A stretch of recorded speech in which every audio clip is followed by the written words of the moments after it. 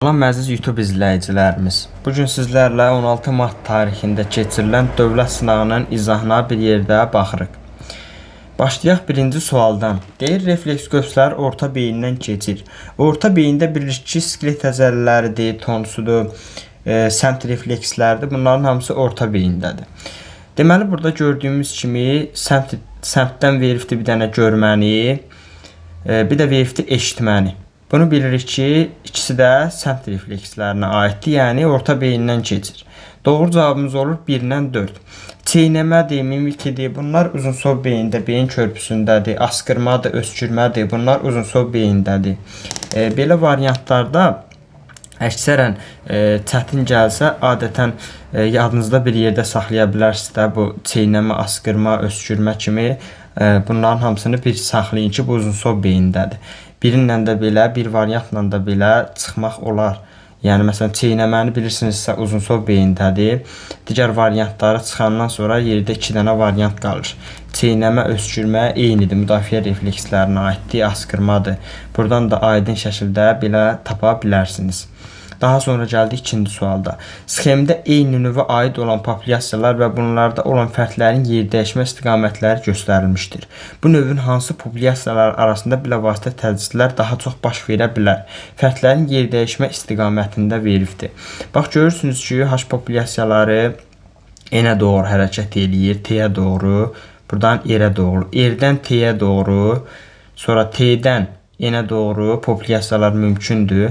Amma gördüyünüz kimi, bax burada R-dən də H-a doğru gəlir. Gördüyünüz kimi R-lə N arasında tədrislər daha çox baş verə bilər. Çünki görürsünüz bir-birinə populyasiya baş vermir. Ona görə də doğru cavab kimi götürürük R-lə N. Yəni C variantı.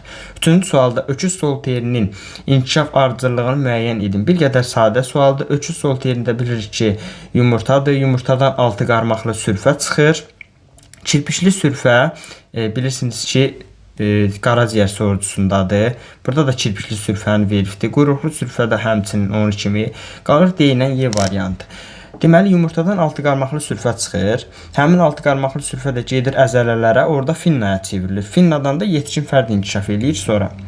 Amma burada əvvəlcə finnanı veribdir, sonra 6 qarmaqlı sürfə verib. Axı 6 qarmaqlı sürfə qanla gedib əzələlərə keçəndən sonra orada finnaya çevrilir. Yəni Y variantı səhv olur. Ona görə də olur D variantı.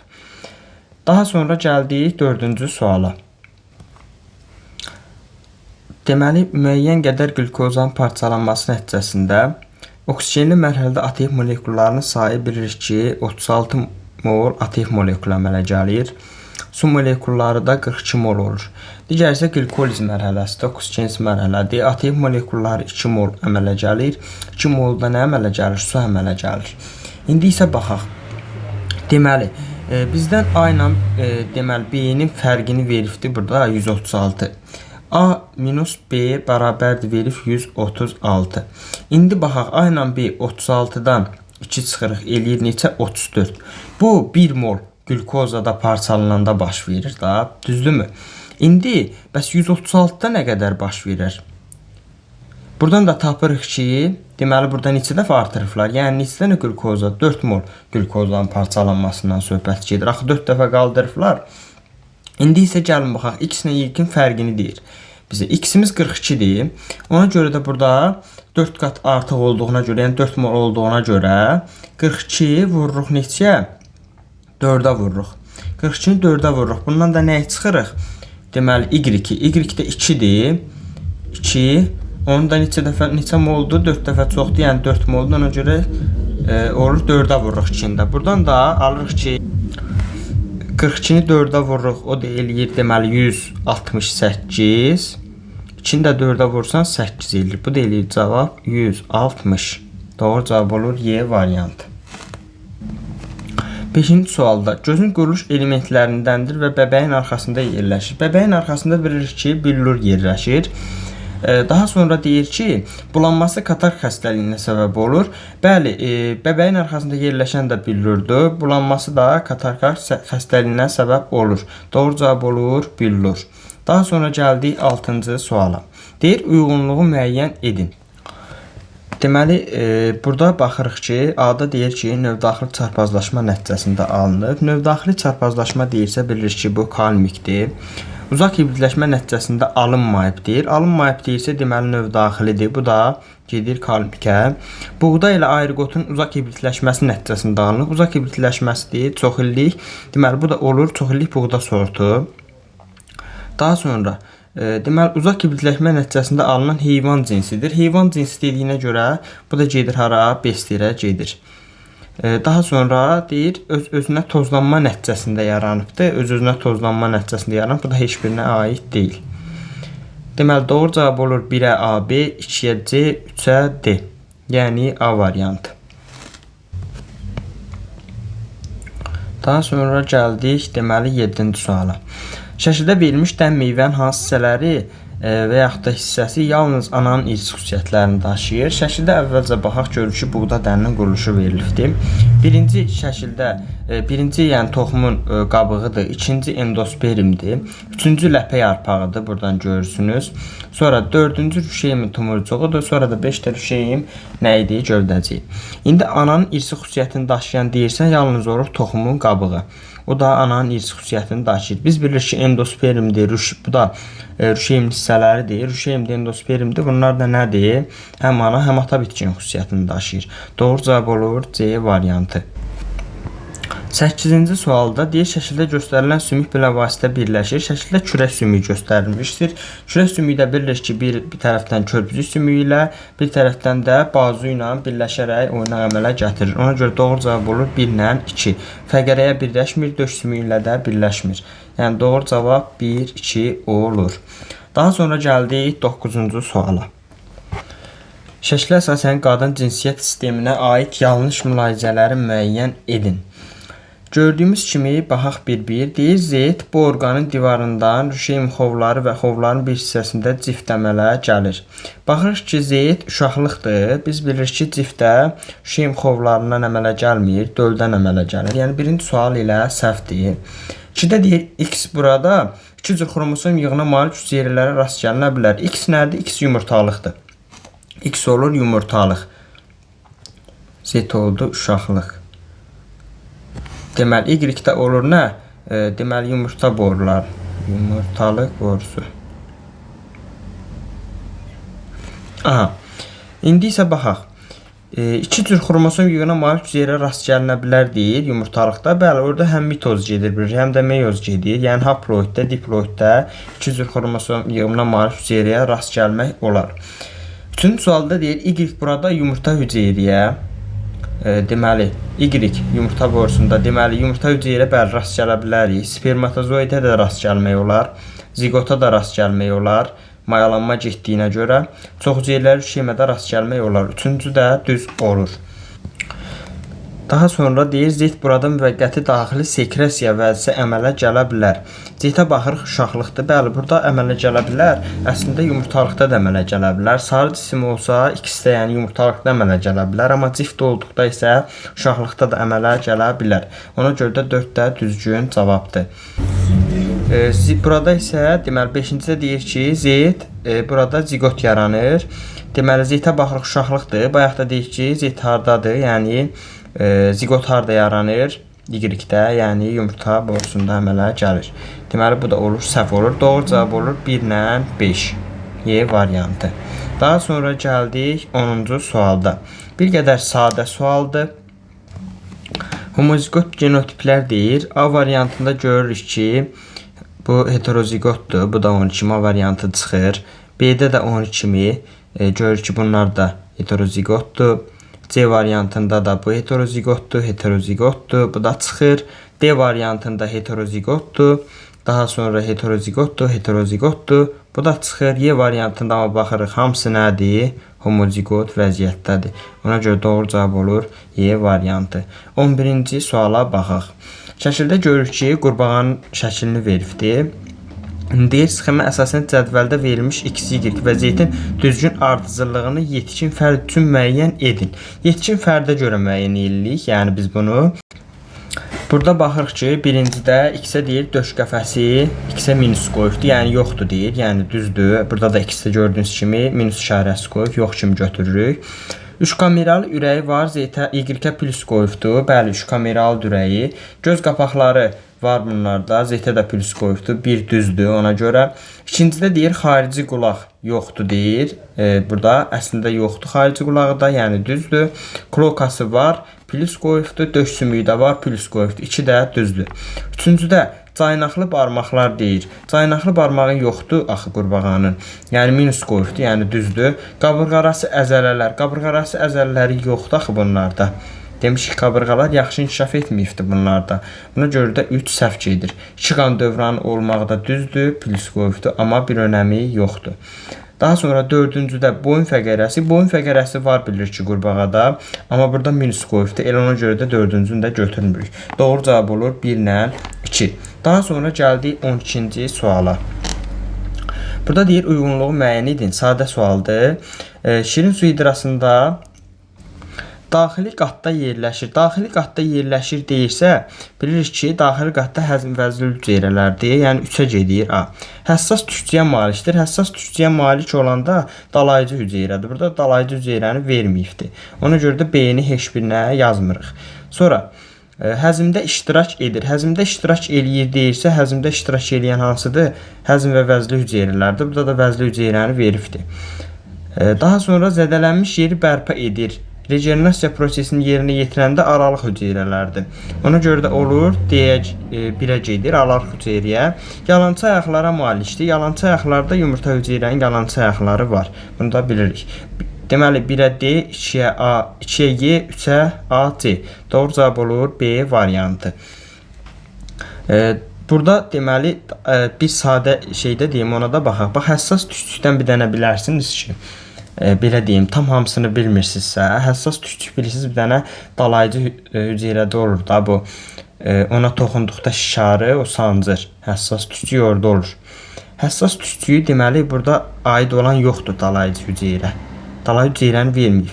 B-ni harada görsəz çıxa bilərsiniz. Görün neçə dənə variant çıxırsınız. Tək bir dənə B ilə. D variantını çıxırsınız, B-ni veribdir. Sonra A-nı çıxırsınız, B-ni veribdir. C-ni çıxırsınız, B-ni veribdir. Y-ni çıxırsınız, B-ni veribdir. Hamısını bir dənə bir variantından da çıxmaq olur. Yəni ən son momentdə belə deyim, yəni qərarsız qaldıqda belə incəliklərə də fikir vermək yaxşıdır. Sonra gəldik 13-cü suala. Erkək heteroqometliyə malik diploid ikiyevli çiçəkli bitkinin cinsi çoxalması zamanı mərkəzi hüceyrənin mayalanmasında Y xromosomu daşıyan sperm iştirak edərsə, yaranan toxumdan əmələ gələn bitkidə erkək heteroqometliyə malikdir, deməli XY-dir. Bitkidə də deyib ki, mərkəzi hüceyrənin mayalanmasında Y xromosomu daşıyan mərkəzi hüceyrə bilirik ki, nədir? Mərkəzi hüceyrə X-dir, mərkəzi hüceyrə. Deməli, yumurta hüceyrədə nədir? X-dir. Bunu bildik. Bu dişi bitkidədir. Dişi bitki homogametdir. İndi Y xromosomu daşıyan sperm iştirak edərsə deyir, Y xromosomu daşıyan sperm iştirak edərsə, onda əmələ gəlir zigot XY olur da. Yəni XY də erkək bitkinin xüsusiyyətidir. İndi gəl variantlara baxaq. İki cinsli çiçəklər olar deyir. Bu dişi bitkidədir. Bu çıxır. Rüşeym kisəsi formalaşır. Rüşeym kisəsi dişi bitkidədir. Öz-özünə tozlanma iki cinsli çiçəklərdə gedir elə. Ona görə bu da çıxır. Tozluq borusu əmələ gələr. Tozluq borusu da dişi bitkidədir. Tozluq dənəsi əmələ gələr. Tozluq dənəsi bilir ki, erkək bitkiyə aiddir. Bizdən də erkək bitki lazım idi. Ən son variantda yenə bir çıxış yolu deyim sizə. Məsələn, belə deyək, əgər çətin gəlsə sual, belə suallarda yaza bilməsəz, çox vaxtınız geçsə, variantlara baxsaz ki, görəsiz ki, bütün variantlar dişi bitkiyə aiddir. Bir dənə tozluq dənəsi bilirsiniz ki, erkək bitkinin xüsusiyyətidir. Yəni, buradan da cavabı tapa bilərsiniz ki, yəni bir dənə fərqli olan budur da, hamısı dişi bitkiyə aiddir. Yəni, bu olsa bu da ola bilər də, rüşeym kisəsi də ola bilər. Məsələn, iki cinsli çiçək deyir, özünə tozlanma deyir. Eyni şey də demiyorlar, özünə tozlanma da iki cinsli çiçəkdə gedir da. Belə variantla da, yəni şərtsiz şəkildə də yazmaq olar. Əgər sualı bilmirsinizsə, yenə deyirəm. Sonra gəldik 14-cü sual. 14-cü sual çox sadə bir sualdır. Döş boşluğunda yerləşir deyir. Döş boşluğunda yerləşir timus fəlsi. C gedir 1-ə. Bioloji saat rolunu oynayan epifiz vəzidir. A da gedir 2-yə. Hormonların çatışmazlığı insanda miksedema xəstəliyini yaradır. Deməli, miksedema xəstəliyini yaradırsa, bu da qalxana bənzər vəzn hormonları çatışmayanda olur. Doğru cavab olur 1-ə C, 2-yə A, 3-ə Y, A variantı. Bu da sadə bir sualdır. Yenə bir variant deyim. Məsələn, gördünüz ki, bir dənə ən sadə bilirsiniz ki, döş boşluğunda yerləşir timus vəzi. Bioloji saatı bilmirsiniz, miksedema xəstəliyi yadınızdan çıxıbdırsa, bir dənə baxırsınız. Variant çıxmaq ən gözəl üsuldur. Döş boşluğunda yerləşir, bilirsiniz ki, timus vəzi. 1-ə bilirsiniz ki, C dəqiqdir. Baxırsınız 1-ə C, B-də yoxdur, D-də yoxdur, C-də yoxdur, Y-də yoxdur. Qalır bir dənə A variantı. Ən son variantda bunu da eləmək olar. Daha sonra gəldik, deməli, 15-ci suala. Daha sonra 15-ci sualda deməli, görürsünüz, hərəkət orqanlarının sayını deyir. 1-ə bilirik ki, birlərinin qanadları yoxdur. Bunların hamısı həşəratlara aiddir əvvəla. Bilirik ki, hamısında 6 dənə ayağı olur. Bəzilərində qanad olmur, bəzilərində 2 dənə, bəzilərində 4 dənə qanad olur. 1-də qanad yoxdur. Yalnız hərəkət orqanı ayaqda 6 dənə. Milçək 2 qanadlılara aiddir. Bilirik ki, bir cüt qanad inkişaf edib, bir cüt də vızıltı orqanına çevrilib. Ona görə 8 dənədir. Çərkədə 6 dənə ayağı var, 4 dənə də qanadı var, 10 dənə. Göyündə 2 qanadlılara aiddir bu da. Deməli 8 dənə hərəkət orqanı var. Sonra gəldi bit. Bitin də bilirik ki, qanadları olmur. Yalnız ayaqlardır. Ona görə 6 dənə də hərəkət orqanı bundadır. Əvvəlcə deməli aşağıdan yuxarıya qalxıbdır, sonra enifdir. A variantının qrafiki də uyğun gəlir. 18-ci, daha doğrusu 16-cı sualda hansıların meyvəsində toxumlar arakəsmə üzərində yerləşməsəydi, yer fındığının meyvələrinə oxşayardı. Toxumlar arakəsmə üzərində yer deyirsə, deməli buynuz meyvədən söhbət gedir. Buynuz meyvə. Buynuz meyvə. Yer fındığına oxşuyur deyil, yer fındığına paxla meyvədir. Yəni arakəsmədə yerləşməsə, deməli paxla meyvəyə oxşayardı. Biz də götürürük ki, yəni buynuz meyvələri götürməliyik burada. Buynuz meyvə də hardadır? Kələmdir, quduz otudur, bir də xardaldır. Doğru cavab olur 1, 4, 5. Gəldik 17-ci suala. İnsan orqanizmində 1 və 2 proseslər harada baş verə bilər? Zuallar amin turşularına bilir ki, mədədə bir də nazik bağırsaqda çevrilə bilər. Nazik bağırsağı görə bilmirik burada. Görürsünüz A, B, C, D variantları çıxdı, qalır bir dənə Y variantı. Elə mədə düzdür. Amin turşu da zulallara bilir ki, ribosomda çevrilir. İkinci də düzdür. Digərlərində də heç ribosom da verməyibdir. Çox sadədir. Bu da olur Y variantı. Gəldik 18-ci suala. Burada görürük ki, bizə deyir ki, nə? 18-ci sualda ilk dəfə hansı bitki qrupunda bütün növ vegetativ orqanlara rast gəlinmişdir? Vegetativ orqanlar bilirsiniz ki, kök, gövdə, yarpaqdır. Deməli, buradan kanla elə çıxırsınız. Xlorofil, baxnaqda kökü görürsünüz ki, yoxdur. Bütün növ vegetativ orqan deyir bizə də. Buradan çıxa bilərsiniz. K, məsəl üçün, xlorofili var, zoğu yoxdur, əlavə kökü yoxdur, toxum dişiciyi yoxdur, bu bakteriya ola bilər. Xlorofili var, zoğu var, məsələn, mamır ola bilər. M-ə baxırıq, əlavə kök var, əsas kök də demir, yazılmır. Və əlavə kök var, zoğu var, xlorofili var. Bu nağdı qıcı kimidir. Qıcı kimidir bu. N də bilirsiniz ki, bir dənə dişiciyi yoxdur, toxumu da varsa, bu çırpaq toxumludur. Sonra axırda hamısı da varsa, bu da olur örtülü toxumlu. Bizə də deyir ki, bütün növ vegetativ orqanlara rast gəlinmişdir. Burada ilk dəfə dediyinə görə, ilk dəfə hansı bitki qrupunda. Yəni ona görə ilk dəfə məsəl üçün əmələ gəlibdi qıcı kimlərdə də, düzdür. Ona görə də xlorofili, zoğu, əlavə kökü var da. Yəni qıcı kimləri götürürük, yəni M-i götürürük. Yəni bütün növ vegetativ orqanlar N-də də var, S-də də var. Amma ilk dəfə dediyinə görə, ilk dəfə də qıcı kimlərdə əmələ gəlibdi. Bunların hamısı tam şəkildə olubdu, yəni. Ona görə də M-i götürürük. 19-cu sualda deyir, membranlı orqanoidləri olmayan canlılarla bağlı verilən ifadələrdən hansılar doğru deyil? Membranlı orqanoidi olmayan deyirsə, deməli bu bakteriyalardan söhbət gedir. Birincidə deyir ki, translyasiya prosesinə rast gəlinmir. Niyə ki, rast gəlinir translyasiya prosesinə? Çünki bakteriyaların ribosomu var. Translyasiyada zulal sintezindədir, bilirik ki. Deməli, bunda zulal sintezi baş verir.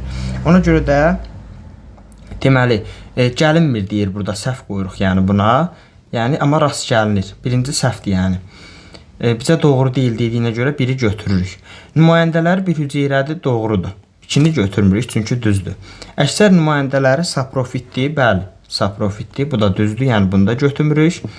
Produsent nümayəndələr yalnız günəş enerjisindən istifadə edir. Produsent nümayəndələri səhvdir bu sualda. Çünki cümlə daha doğrusu. Çünki günəş enerjisindən başqa xemosintez edicilər var da. Bunlar bilirik ki, kimyəvi rabitə enerjisindən istifadə edir. Ona görə 4 səhvdir. 4 də götürürük. Plazmitlərə malik nümayəndələri var. Bu da doğrudur. Bizdən də səhvi soruşduğuna görə olur 2 ilə 3. Doğru cavab olur Y variantı. Gəldik 20-ci sual. 20-ci sualda deyir, qırmızı yosunlarda olmur. Sap şəkilli tallımı var. Translyasiya prosesi var. Xromatoforu var, nəsil növbələşməsi var, transpirasiya, amma suyun buxarlandırması yoxdur. Suyun altındadır bu. Suyun altında nətər suyu buxarlandırsın? 21-ci sualda insan orqanizmində qanın damarlarda hansı keçidlər mümkündür? Gəl baxaq bir yerdə. Vena kapilyar arteriya deyir, səhvdir. Venadan kapilyar arteriya keçməz. Bu ardıcıllıq səhvdir. Amma arteriya kapilyar vena olar, düzgündür. Sonra vena kapilyar venada düzgündür. Məsələn, qaraciyərdə bu baş verə bilər. Bizdən də doğru cavabı soruşur ilə 2 ilə 3 olur. Doğru cavab olur B variantı. Gəldik 22-ci suala. 22-ci sual çox sadə bir sualdır. Uyğunluğu müəyyən edin deyir. Bədən temperaturu ətraf mühitdən asılıdır. İnkişafı düzünədir. Bədən temperaturu ətraf mühitdən asılı deyirsə, bu soyuqqanlı heyvandır. İnkişafı da deyir düzünədir. Baxaq, burada bir dənə yalnız görürük ki, nə var? Sürünənlərdən kərtənkələ var. Ona görə də bilir ki, inkişafı düzünədir kərtənkələnin. Və bədən temperaturu da nədir? Ətraf mühitdən asılıdır, yəni soyuqqanlıdır. 1-ə gedir C. İkinci də bədən temperaturu ətraf mühitdən asılı, lakin dolayıdır. Dolayıdır deyirsə, məsələn, suda qurda yaşayanlar nümayəndələri var. Götürə bilərik də. Məsələn, qurbağanın özü kürü qoymaqla çoxalır. İnkişafı dolayıdır və bədən temperaturu da, yəni soyuqqanlıdır da, ətraf mühitdən asılıdır. Ona görə də qurbağanı götürürük, bir də tritonu götürürük. Bu da suda qurda yaşayanlara aiddir. Sonra 2 olur A ilə Y. Bədən temperaturu ətraf mühitdən asılı deyil deyirsə, istiqanlı deyir. İnkişafı da düzünədir deyir. İstiqanlı da ətraf mühitdən asılı deyil. B-dir, quşlardır, bir də məməlilərdir. Olur B ilə D-də 3-ə gedir. Doğru cavaba baxaq. 1-ə C, 1-ə C, 2-ə A, Y, 3-ə B-dir. A variantı olur. Gəldik 23-cü suala. 23-cü sualda deyir ki, insanda ürəyin 0.4 saniyəlik sikl şəraitində 100 nəbz orusu baş verir. Bu zaman müddətində ürək siklinin 3-cü fazası sərf olunan vaxt 2-ci fazaya sərf olunan vaxtdan neçə saniyə çox olar? Sadə bir sualdır. Bax, 0.4 saniyədə bilir ki, ürək bir dəfə vurur. Sikli 0.4 saniyədir da. 100 dəfə vurduqda neçə saniyədə baş verir 100 dəfə nəbz vurusu? İkisi buradan tapırıq ki, 40 saniyə. Bunu tapdıq. İndi fazalara baxaq. 3-cü faza bilirik ki, 0.8 saniyə olanda 0.4 saniyədir. Bəs 0.4 saniyəlik sikldə nə qədər olar? Buradan da ikisi tapırıq ki, nə qədər eləyir? 0.2 saniyə. Daha sonra ikinci faza 0.8 saniyənin 0.3 saniyəsi 0.4 saniyədə nə qədər olacaq? İkisi də buradan tapırıq 0.15 saniyə. Bunu tapdıq. İndi burada tapdığımız zamanla bunların arasındakı fərqi hesablaya bilərik. Deməli, baxırıq ki, 0.4 saniyənin 0.2 saniyədirsə, yəni 3-cü fazada, bəs 40 saniyədə nə qədərdir? X. Buradan da X-i tapırıq ki, eləyir neçə? 8. Daha doğrusu 8. 8-də bölür 0.4 saniyə. O da eləyir, deməli, 20 saniyə. İkinciyə baxırıq. İkinci faza 0.4 saniyənin 0.15 saniyədirsə 40 saniyədə nə qədərdir? İkisi də buradan tapırıq, deməli 0.5 saniyə. Daha doğrusu 5 saniyə. 5 saniyə. Bəli. Daha doğrusu deməli 40 vururuq 0.15 saniyə. Eləyir 6 saniyə. 6 saniyəni də bölürük neçəyə? 0.4 saniyə. O da eləyir 15 saniyə. 15 saniyə. İndi bizdən də fazalar arasındakı vaxtdan 2 saniyə çox olar deyir. 3-cü fazaya sərf olunan vaxt. Bunların da arasındakı fərq nə qədərdir? 20 saniyə budur, 15 saniyə də bu. 20-dən də çıxırıq 15-i eləyir 5 saniyə. Daha sonra keçik 24-cü suala. Bir dəqiqə buraları təmizləyək. 24-cü sualda nə deyir? İstiqanlı heyvanlar üçün hansılar ortaq xüsusiyyətlər sayıla bilər?